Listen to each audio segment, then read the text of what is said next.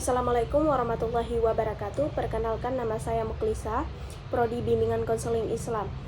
Jadi pertanyaan yang pertama, mengapa suatu negara tidak dapat berdiri hanya dengan memiliki wilayah dan penduduk? Kaitkan dengan unsur-unsur negara. Jadi suatu negara tidak dapat berdiri hanya dengan memiliki wilayah dan penduduk, karena kedua unsur tersebut belum cukup untuk menjalankan kehidupan bernegara. Wilayah hanya menunjukkan tempat berdirinya negara, sedangkan penduduk merupakan orang-orang yang tinggal di dalamnya. Agar dapat disebut sebagai negara, harus ada pemerintahan yang berdaulat, yang berfungsi untuk membuat aturan, menjaga keamanan, memberikan pelayanan kepada masyarakat, serta menjalankan pemerintah. Selain itu, pengakuan dari negara lain juga penting agar negara dapat menjalin hubungan internasional dan diakui keberadaannya. Oleh karena itu, suatu negara memerlukan wilayah, rakyat, pemerintahan yang berdaulat, dan pengakuan dari negara lain sebagai unsur-unsur negara. Yang kedua, yaitu menurut saudara, tujuan negara yang paling penting bagi Indonesia saat ini adalah memajukan kesejahteraan umum atau mencerdaskan kehidupan bangsa. Jadi, menurut saya, tujuan negara yang paling penting saat ini adalah mencerdaskan kehidupan bangsa. Alasannya yaitu pendidikan merupakan fondasi utama bagi kemajuan suatu negara. Masyarakat harus memiliki pendidikan yang baik. Jika pendidikannya baik, maka akan lebih mudah memperoleh pekerjaan, menciptakan inovasi, serta mampu berpikir kritis dalam menghadapi berbagai persoalan. Dengan meningkatkan kualitas sumber daya manusia, kesejahteraan masyarakat juga akan ikut meningkat. Jadi, mencerdaskan kehidupan bangsa menjadi langkah awal untuk mewujudkan kesejahteraan umum. Selanjutnya, pertanyaan yang ketiga, bagaimana prinsip check and balance dapat mencegah penyalahgunaan kekuasaan di Indonesia?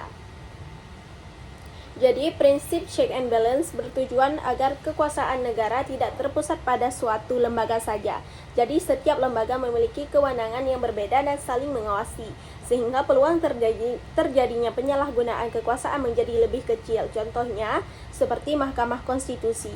Mahkamah Konstitusi dapat menguji undang-undang yang dibuat oleh DPR dan Presiden apabila dinilai bertentangan dengan Undang-Undang Negara Republik Indonesia tahun 1945. Dengan adanya mekanisme tersebut, setiap lembaga harus menjalankan kewenangannya sesuai dengan konstitusi. Selanjutnya, pertanyaan yang keempat, mengapa bahasa Indonesia disebut sebagai salah satu identitas nasional yang paling penting? Jadi, bahasa Indonesia merupakan salah satu identitas nasional yang paling penting karena menjadi bahasa pemersatu bangsa. Indonesia juga memiliki ratusan suku dan bahasa daerah, sehingga diperlukan satu bahasa yang digunakan oleh seluruh masyarakat. Jadi, bahasa Indonesia ini memudahkan komunikasi kita dengan orang lain, mempererat persatuan, dan menumbuhkan rasa kebangsaan. Selain itu, bahasa Indonesia juga menjadi simbol jati diri bangsa Indonesia di tingkat nasional maupun internasionalnya. Pengaruh budaya asing terhadap identitas nasional Indonesia. Jadi, budaya asing memiliki pengaruh positif maupun negatif terhadap identitas nasional Indonesia. Jadi, dampak positifnya adalah masyarakat dapat mempelajari ilmu pengetahuan teknologi, etos kerja, serta berbagai inovasi dari negara lain. Sementara itu, dampak negatifnya yaitu munculnya gaya hidup yang konsumtif, berkurangnya minat terhadap budaya lokal, dan menurunnya rasa bangga terhadap budaya kita sendiri apabila budaya asing ditiru tanpa disaring. Oleh karena itu, masyarakat perlu bersikap selektif dengan mengambil nilai-nilai yang baik tanpa meninggalkan budaya kita sendiri. Selanjutnya, pertanyaan yang keenam, apakah menyampaikan kritik kepada pemerintahan merupakan bentuk partisipasi demokrasi? Jawabannya, iya. Menyampaikan kritik kepada pemerintahan merupakan salah satu bentuk partisipasi kita terhadap demokrasi karena masyarakat memiliki hak untuk menyampaikan pendapatnya masing-masing. Kritik yang baik akan menjadi masukan bagi pemerintahan dan memperbaiki kebijakannya. Namun, kritik tersebut harus disampaikan secara sopan, tidak mengandung fitnah ataupun ujaran kebencian, serta dilakukan sesuai dengan peraturan perundang-undangan yang berlaku. Dengan demikian, kritik dapat menjadi sarana untuk memperkuat demokrasi. Selanjutnya, pertanyaan yang ketujuh, mengapa ancaman terhadap ideologi dapat membahayakan keutuhan negara? Jadi, ideologi merupakan pedoman yang menjadi dasar kehidupan berbangsa dan bernegara. Jika ideologi negara dilemahkan atau digantikan dengan ideologi lain yang bertentangan, maka persatuan dapat terganggu dan memicu konflik di masyarakat. Contohnya munculnya kelompok yang menolak Pancasila sebagai dasar negara dan berusaha menggantinya dengan ideologi lain. Kondisi tersebut dapat mengancam persatuan serta keutuhan negara Republik Indonesia. Pertanyaan yang ke-8, menurut saudara, apakah media sosial memperkuat atau justru melemahkan demokrasi Indonesia? Jadi, menurut saya, media sosial dapat memperkuat sekaligus melemahkan demokrasi tergantung bagaimana kita menggunakannya. Jadi, media sosial ini dapat mempererat demokrasi karena memudahkan masyarakat memperoleh informasi, menyampaikan pendapat, serta mengawasi jalannya pemerintahan. Namun, media sosial juga dapat melemahkan demokrasi apabila kita menyalahgunakan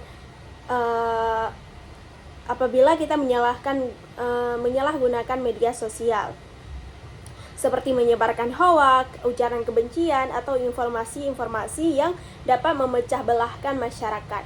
Oleh karena itu, pengguna media sosial harus memiliki sikap kritis dan bertanggung jawab dalam menggunakan informasi. Pertanyaan yang ke-9, mengapa wawasan Nusantara penting bagi Indonesia sebagai negara kepulauan? Jadi, wawasan Nusantara penting karena Indonesia merupakan negara kepulauan yang terdiri atas ribuan pulau dan berbagai suku, budaya, dan agama. Jadi, melalui wawasan Nusantara, seluruh wilayah Indonesia dipandang sebagai satu kesatuan politik, ekonomi, sosial budaya, serta pertahanan dan keamanan. Jadi, cara pandang ini membantu menjaga persatuan bangsa sehingga perbedaan yang ada tidak menjadi penyebab kita berpecah belah dengan masyarakat kita sendiri. Pertanyaan yang ke-10 yaitu contoh wawasan Nusantara dalam kehidupan sehari-hari. Jadi, contoh wawasan Nusantara dalam kehidupan kita sehari-hari adalah dengan cara kita menghormati orang lain yang berbeda agama, suku, ras, ataupun budaya, menggunakan bahasa Indonesia saat berkomunikasi dengan orang lain yang berasal dari daerah lain, mencintai produk dalam negeri, menjaga kebersihan lingkungan, serta mengedepankan pentingnya bangsa di atas kepentingan pribadi ataupun kelompok. Jadi sikap tersebut menunjukkan rasa cinta kita terhadap tanah air dan memperkuat persatuan bangsa kita, yaitu bangsa Indonesia.